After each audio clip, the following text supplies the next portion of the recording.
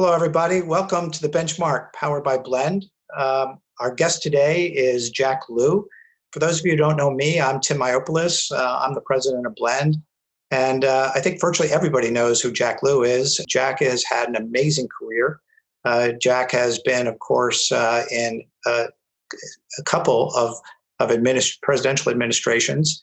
He served as the director of the Office of Management and Budget in the Clinton administration, and then served in several roles in the Obama administration, serving as director of OMB again, but also serving as White House Chief of Staff and, of course, as Secretary of the Treasury. So welcome, Jack. It's great to have you here. Thank you for doing this. Good to see you, Tim. You know, listen, it's I'm out here in the hinterlands in the East, and so I'm trying to enjoy LaCroix. I hope you have something there to keep you refreshed as we go through this. New York Club Soda. Excellent. New York's finest. So listen, you've had all these great jobs in government from a very young age up through being Treasury Secretary. What have you enjoyed the most about public service?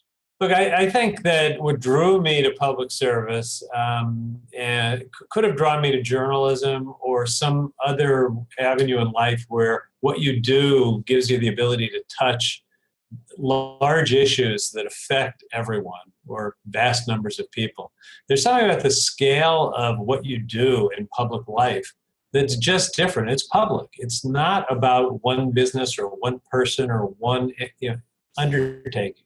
It's about the enterprise of what we as a people do. It gives you a chance. When you make public policy, you don't see all the people that you're affecting. But if you can force yourself to remember that what you're doing affects all those people, it's just enormously gratifying if you think you're moving things in the right direction.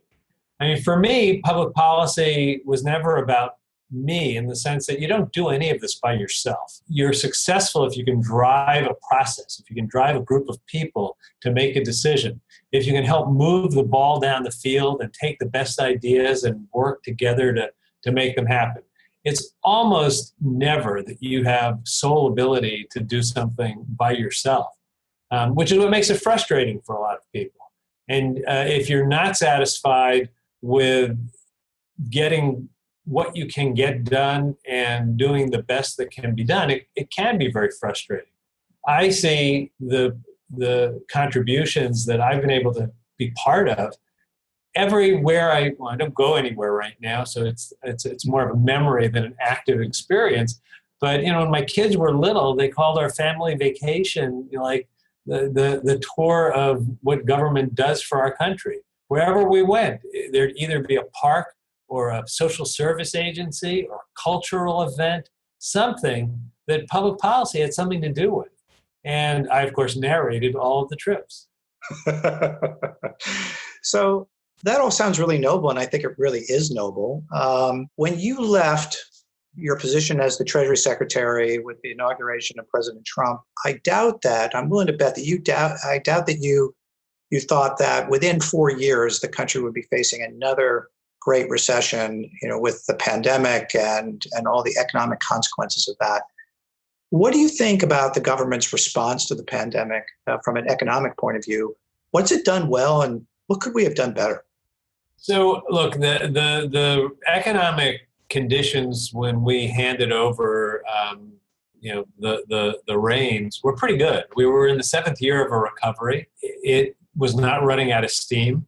All the best economists were saying, this kind of slow, steady as you go could go on for an indefinite period of time until an outside event caused there to be, a response.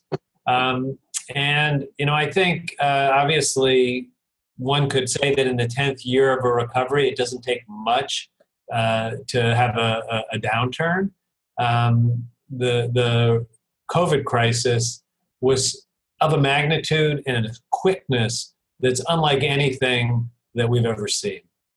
Let me go back and then talk about the response. I don't think it's a good thing that our fiscal position going into the COVID crisis was heavily eroded by enormous tax cuts, just a couple of years before. I mean, there are a lot of people, on both sides who argue that you have to save your fiscal resources for moments of crisis. That's certainly what my view was when the tax cut was enacted. But I know there many Republican economists and fiscal policy experts were saying similar things. At a moment now, like we're in, where the economy was stopped, the question was, could we do enough to keep it from completely falling apart? And I think it's pretty remarkable that in the first 5 months, you've seen in a system that generously could be described as dysfunctional, Congress managed to work on a bipartisan basis with the administration to put together enormous responses, things that make prior responses pale in comparison, 3 times what we did after the Great Recession already. And I think that's all good. The content isn't perfect. If you gave me complete control over how to spend it, I think I could have gotten more bang for less buck. But I'm not a big Monday morning quarterback. When the world is melting down, people have to do what they know they can do to try and put the fire out so you can live to build up again. So I give the Fed enormous credit for having responded quickly, flexibly, and creatively. I give Congress and the administration credit for working together up to a point. We now are at a moment where that point seems to be over. The fact that the House passed another response bill several months ago, we're talking now in August, it was passed at the end of May, and the fact that no action has been taken. I'm looking at an economy now that is not all that different from where it was at the worst point of the Great Recession in terms of unemployment. You know, it's about what it was when we thought it was intolerable. It is not the time to stop putting resources into this economy. We're going to pay a big price in terms of cyclical recession and lower revenue and slower growth. But the political system has kind of reverted to dysfunction. And I've told both sides that you got to get something done. I think it's really important that we not go into September, October, November doing no more than we did before, because all the good work done in the early economic response can be erased if we end up with things slipping back, even getting frozen if the health situation starts to permit more economic activity. Ultimately, the failure here was not in the fiscal response, it was in the health policy response, and ultimately the recovery will be dependent on getting our hands around the health crisis. So I gather from what you say that you'd be in favor of more deficit spending, even recognizing there are knock-on consequences to that could last quite a long time. Yeah, look, I'm in a dying breed of people who still care about the debt and the deficit. On both sides, it's a shrinking caucus that actually care about that. This is not the moment to worry about it. It is just not the moment to worry about it. The reason for fiscal space is to respond at times like this.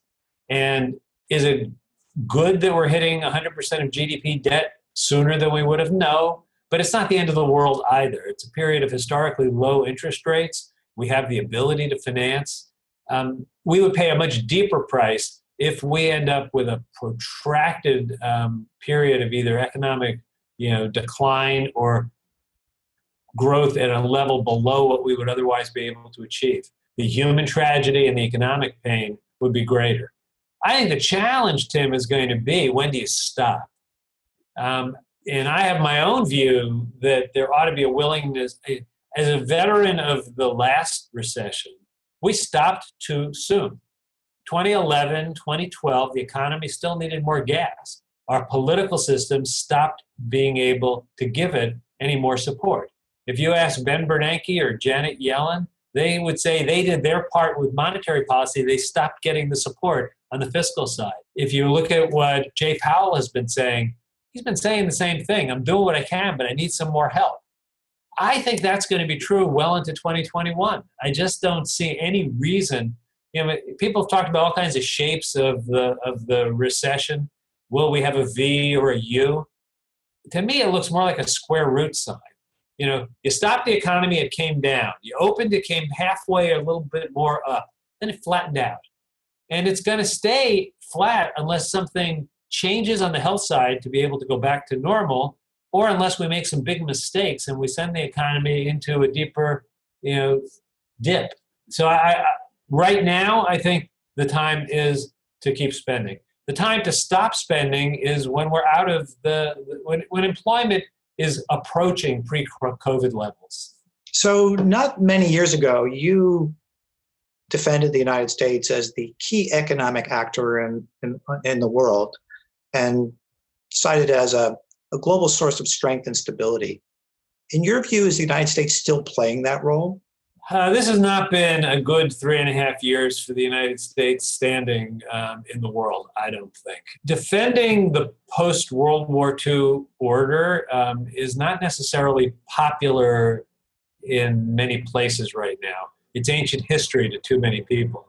But both in terms of military alliances and economic alliances, our ability to define the shape of the world, certainly after the fall of the Soviet Union, but in many ways, even up until then, has just been enormously important in terms of U.S. economic advantage, our security, and our ability to spread our values around the world. And I think it's a mistake to think that the price we pay for that is greater than the benefit we've gotten for that. Now, you look at where we are today, we were the world's defenders of a fair and well-defined free trade system. We're now seen as the ones who unilaterally, act in a mercantile way and in the eyes of many abuse our power. We used to be the ones who could stand up and defend free and fair elections and human rights and balance that against other national interests as we need to, but always be heard on those issues. We're kind of absent on many of those debates, or we're a negative force now. Withdrawing from the Paris climate agreement, withdrawing from the Iran nuclear agreement, withdrawing from TPP. I mean, I could make the case that each of those left the U.S. stronger and had us as a stronger leader in the world. And now the question is, if there were a change in leadership, can you repair what I see as damage? And if so, how long will it take? My view is some damage can be repaired, and I am a partisan. I'm strongly supporting Joe Biden for president, but I would say the same thing about a traditional Republican. A U.S. president who goes back into the world and asserts traditional American values, I think could repair much of the damage. The danger is that once you've shown yourself to be able to go from one place to a dramatically different place, will the trust ever be 100% the same? I think we will pay a price for this that will be very long lasting. Well, you're pointing out an obvious truth, which is it takes a lot longer to build trust and credibility than it does to destroy it. And repairing it may take even longer. But if you were advising the next administration, assuming that it's President Biden, which obviously, the election hasn't been held and we don't know who's going to win it. But if Joe Biden became president, what would you advise him are the first 1, 2, or 3 things that he needs to do to repair what you described as a loss of standing in the world? Some of it is easy. I mean, I think that on things like the Paris climate agreement, our withdrawal is not irreversible. One of the benefits of things that are done by agreement as opposed to treaty are that a new president can change direction. The downside is you look a little bit like a pendulum when you do that. So, I think you can repair a lot of things through executive actions by re-engaging. When I look at the kind of traditional U.S. alliances, post-World War II alliances, and I look at how the U.S. can be safer going into the next half century, I don't see the world as being safer if all of the countries that depended on us for, say, a nuclear defense feel the need to develop their own independent ability to defend themselves. There's a lot of things you can do to restore confidence. Ultimately, what we do at home has the most impact on how we're seen abroad. If we focus on fixing things that are broken, let me give you an example, Tim. The fact that we reformed our financial system after the financial crisis made a huge difference. I mean, I sat there in G20 meetings and had credibility talking about the global financial system when everyone knew that the epicenter of the problem was in the United States because we took the corrective action. People can argue whether one or another provision could have been a little different. I don't think it's debatable that we took the most effective action in the world. If we start showing that we have the capacity to do that on the important problems of the day, and certainly we have a plethora of opportunities to make progress.